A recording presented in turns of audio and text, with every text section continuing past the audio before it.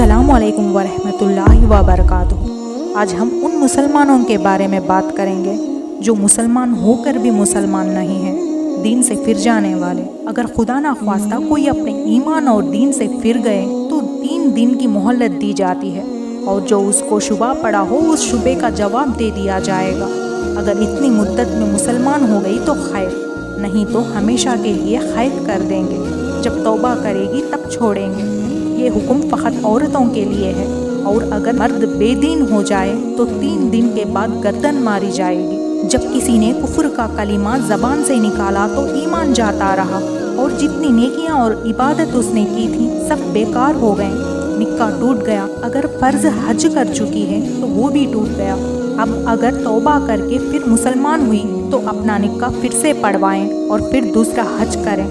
जबकि मुसलमान होने के बाद मालदार हो और इस कदर माल हो जिस पर के हज फर्ज होता है। इसी तरह अगर किसी का शौहर बेदीन हो जाए तो भी निकाह जाता रहा।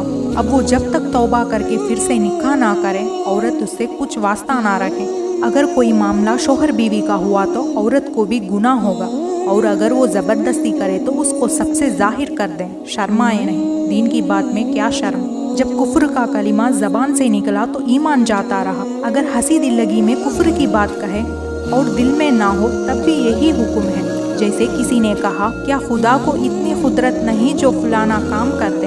इसका जवाब दिया, हाँ नहीं है तो इसके कहने से काफिर हो गई। किसी ने कहा, उठो नमाज पढ़ो। जवाब दिया, कौन उठक बैठक करे?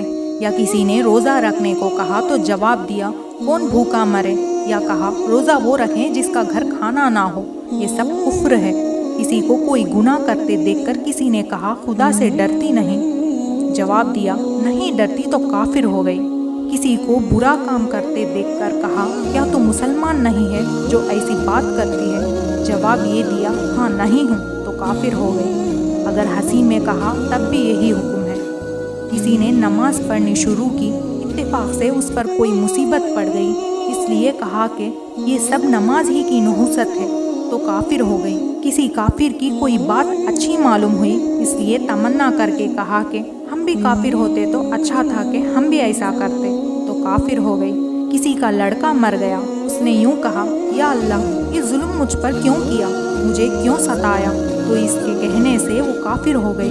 किसी ने यूं कहा, अगर खुदा भी मुझसे कहे तो ये काम ना करूं। या यूं कहा, जिब्राइल भी उतर आए तो उनका कहा ना मानूं, तो काफिर हो गई। किसी ने कहा, मैं ऐसा काम करती हूँ कि खुदा भी नहीं जानता, तो काफिर हो गई। जब अल्लाह ताला की या उसके रसूल की कुछ इखारत की या शरीयत की बात को बुरा जाना, ऐब निकाला, कुफ्र की बात पसंद की, इन सब बातों से ईमान जाता रहता है और अपने ईमान को संभालने में बहुत एहतियात करना चाहिए।